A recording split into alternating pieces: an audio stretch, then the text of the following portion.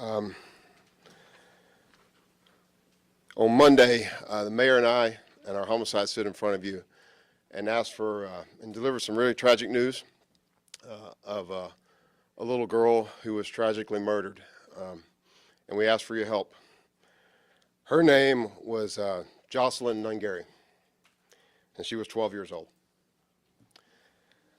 We started to work, and we've been working around the clock since that time, trying to find out what happened to her and who was responsible and to get them off the street. I want to thank our homicide team, our North Belt crime suppression teams, our gang division, our SWAT team, and Metro PD, who all came together as we looked for the guys that did this, the suspects in this horrible murder. And we were all out there. In fact, the mayor was with me on Tuesday night late as we were going through and looking to see if we could find anything else. And the teams were out there and they were scouring every potential video feed, and they were talking to everybody possible that might have seen something or heard something. And their hard work paid off because we were able to find video and trace the movements of our suspects and of Jocelyn, and all the way to the point of where she was murdered and left in a bayou in the water. So that's the hard work that they did. We asked for the public's help, and the public came through too. People stepped up, people called, and we are still asking for more help from the public, for anybody that might have seen something or might know something, however small, to reach out to us. And I'll have Homicide give you the numbers. Lieutenant Hope will give you the numbers on who to call for that. You can even call anonymously, but we really need all the help from all the public and to make sure that we have the very best solid case so these individuals do not get released back into the field, back into the public where they could hurt other people. So that is my ask of you. About an hour ago, I talked to Ms. Nungary, Jocelyn's mother, Alexis. She's been very brave, but she is still devastated. Her little girl's gone. And now they're trying to figure out how to take care of her and to arrange funeral arrangements and try to heal for something you really can't heal from. And we understand that because many of us have kids and cannot imagine the pain that they're going through. So I ask you to still pray for them immensely. They're going through a really trying time, and as Houstonians and this public, I know that we have fantastic people here. Keep praying for the Nungary family. I want to turn it over to the mayor to make a few comments, and then followed by that, we'll have Lieutenant Hope to give you more details on the investigation and how it's played out thus far, things that we can share, but please understand there are still things we cannot share for the purposes of the investigation. I know you all understand that. And then we're going to deliver this in Spanish with Commander Garcia, who will offer comments in Spanish, and then we'll take questions from there. So with that, Mayor. Thank you, Chief. I'm here because of the seriousness of this case and my personal interest. As the mayor, as a grandfather and a father, it doesn't get any worse. I'm here primarily, though, to emphasize 3 points. Our condolences to the family. When I spoke to Ms. Nungary about an hour ago, she was at the funeral home. I'm concerned about their economic circumstances, and also to let them know that all of Houston, all the investigators, their neighbors, the retail merchants in the area, everyone that came forward with information. As the chief mentioned, I was there night before last. This North Belt crime suppression group, you don't want to mess with them. They were out on the streets, going up and down every street in every direction from the incident and the scene of the crime. I've watched homicide work around the clock all night long. I've seen SWAT show up to make certain that they were apprehended properly. So the first thing I want to emphasize is the condolences. The family, as the chief said, is devastated. I've spoken with an uncle. If you just put yourself in their place, they don't know which way to turn. They have very limited resources, but they're strong, they're brave. The mother just wants to see her baby. Hasn't been able to examine the body due to the investigation, but she's making arrangements as we talk. Number two, and I just touched on it briefly, but I want to expound on it. The police work. I want Houstonians to know, be proud and excited about your police department. The men and women go to work, they have families, but they are so passionate about their work, so professional. And it does aggravate me when some sources say, we've got to restore our confidence in the police. No, the confidence is there. I've witnessed it. I'm sharing it with Houstonians. All the resources necessary, collaboration, the scene of the crime, and we're seeing the result of this hard, old-fashioned police work using social media, new technologies, but also just footwork and collaboration, language skills. You couldn't be more proud of the police department, and we're seeing living evidence of it as I stand before you. And number three, I want to reach out to the court system, the justice system. We're going to be watching you. The arrest has taken place. The charge has been filed. Now we want the justice system to do its job. If there was ever a circumstance where you do not give someone bail, this is it. There are circumstances allowed that you can prevent bail. Take in consideration flight risk. Take in consideration the severity of this crime. So I'm going to be monitoring the court system. I want these suspects to have their day in court. I want them to be held accountable, and I want it done sooner than later. That said, I'll yield to Lieutenant Hope, who has really led a very effective investigation. Thank you, sir. I yield. Thank you, Mayor. And thank you, everyone, for being here today. Lieutenant, could we ask you to say and spell your full name, sir? Yes, ma'am. My name is Stephen Hope, S-T-E-P-H-E-N. Last name Hope, H-O-P-E. So I'm here today because our team has worked tirelessly tracking evidence in this case since the discovery of Jocelyn by a citizen on the morning of June 17th, 2024. Because of the assistance of the area community and surveillance video that our officers have tirelessly tracked down and other evidentiary pieces, we have found and learned that the suspects began their evening at a Northborough area restaurant together. They left that restaurant on foot, southbound. The suspects continued south and were first seen on a camera, and those are the images that we released to you, to all of you and to the public. Suspects seen meeting the victim and talking for a few minutes while they were on Kirkendall. Later, the suspects and the victim walked together to a convenience store, and those images were also released to you guys and the public. After a few minutes, all three together walked to a bridge where ultimately Jocelyn was murdered. Suspects continue south towards their residence after leaving Jocelyn there. I want to thank the media for their assistance in greatly and broadly releasing the images of the suspects.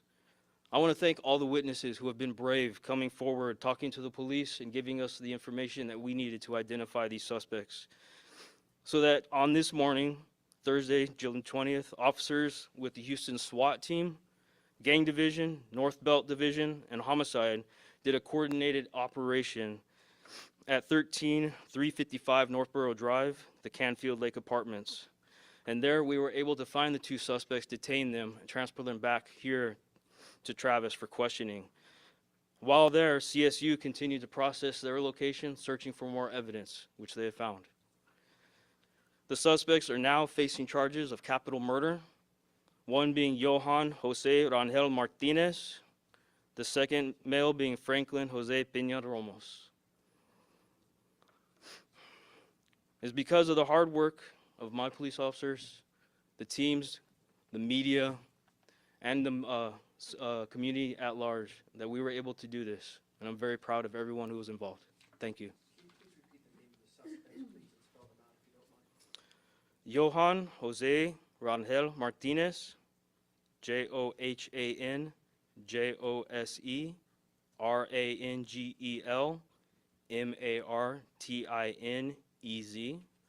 and Franklin Jose Peña Ramos, FranklinJosePeña Ramos. And we will be updating you guys with images once the booking process is completed. So, do you have ages or dates of birth on these? The best part about this is that you don't need to give any personal info, just a name and an address to send it to. Y'all know that migrants. Yes. We're just going to release the images. Martinez is 21 years old, and Ramos is 26 years old. Buenas tardes. A nombre del jefe de la policía, Satterwhite, y del alcalde Whitmire, acabamos de recibir las noticias de que, gracias a los esfuerzos de todos los policías involucrados en este caso, tanto de la División de Homicidios como la División de Pandillas, el equipo de SWAT y el equipo de patrulla del norte de la ciudad, hemos localizado, hemos entrevistado y se le han levantado cargos a las dos personas responsables por el asesinato de esta pequeña de 12 años, Jocelyn Nungaray. Tanto el jefe como el alcalde han estado en comunicación con la madre de esta pequeña, de nuestra víctima, y ahorita en estos momentos la madre está tratando de hacer arreglos para transportar el cuerpo de la niña. Lo que sí podemos compartir con ustedes es de que cuando los detectives dieron a conocer las fotos de los sospechosos, eso nos apoyó porque hubo testigos que los reconocieron. Esos testigos se comunicaron con la policía y pudimos localizarlos y pudimos arrestarlos. Como dije anteriormente, la Procuraduría ha aceptado cargos por asesinato del mayor nivel posible. Estos individuos llevan de nombre Johan José Rangel Martínez, de 21 años de edad, y Franklin José Peña Ramos, de 26 años de edad. Aún queremos que la comunidad nos siga apoyando. Necesitamos más testigos, porque el caso siguiente, lo que ahora sigue, es la cuestión del juicio ante las cortes. Entre más testigos tengamos, más fuerte va a ser el caso contra estos individuos. Así que continuamos pidiéndole a la gente que si sabe algo, por favor, comuníquese con la División de Homicidios al 713-308-3600, o pueden hablarle a Crime Stoppers, pueden permanecer anónimos. Nosotros no vamos a saber quiénes están hablando, pero ustedes pueden dar la información que tienen al 713-222-TIPS. Muchas gracias.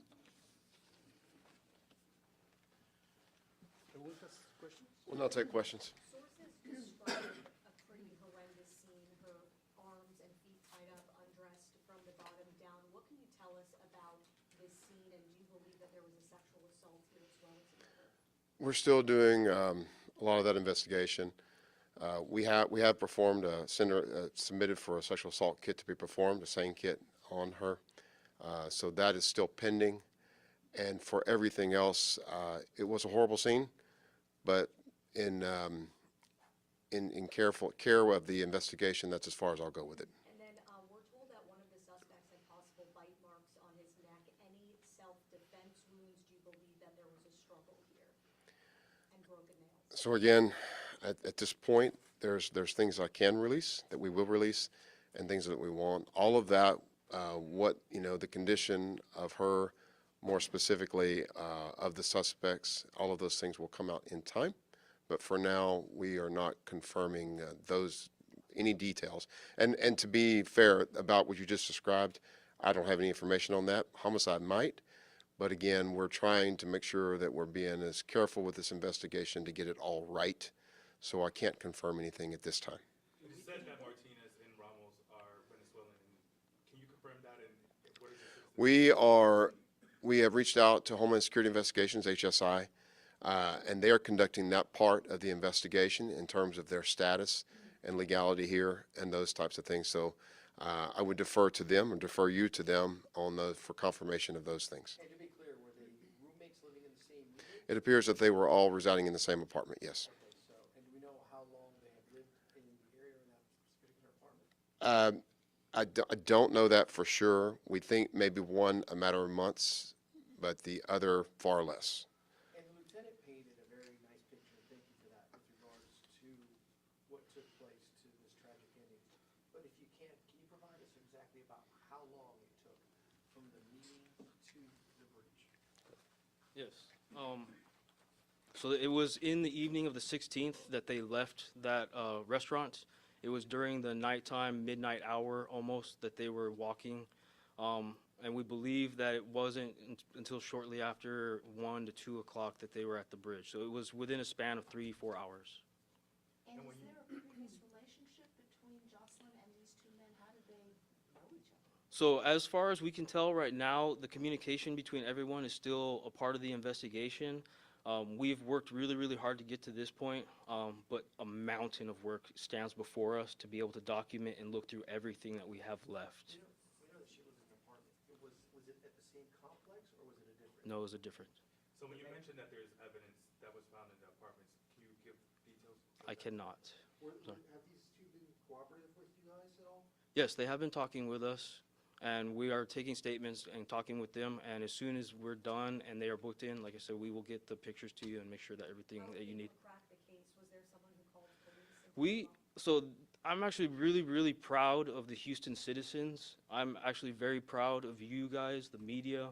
It is all of the above. With all the effort that you guys put into getting the images of the individuals out to the public in a broad scape, with all the people who worked with us, the community members up in the Northborough area, the statements from witnesses, I can't stress enough that every piece of this was all together.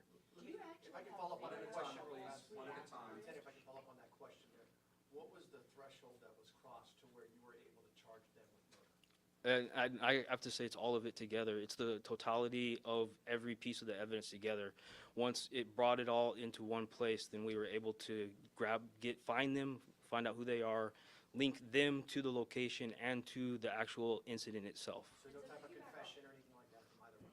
So the actual statements that they've made is going to be a part of the investigation, and I can't go into that. Another question on this end over here, please. In relation to that question, what makes it a capital murder in this case? Can you go into that? Yes. In commission of another felony? No, actually, the age of the victim in Texas state law is all we need for it to be a capital.